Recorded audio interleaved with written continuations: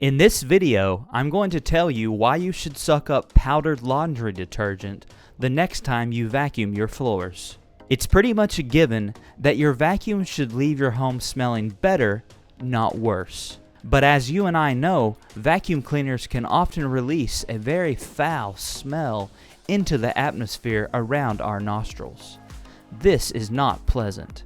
It certainly isn't welcoming to any guests that may want to visit or even spend the night.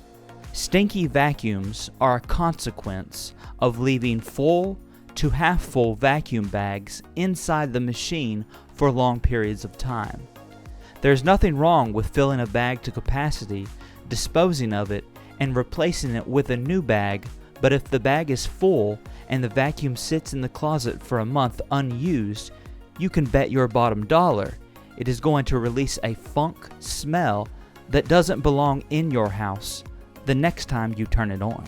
We can fix this problem with powdered laundry detergent.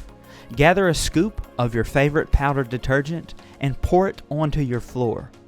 Make sure you are pouring this onto a hard floor and not a carpet. Plug up your vacuum and suck up the detergent with the vacuum hose.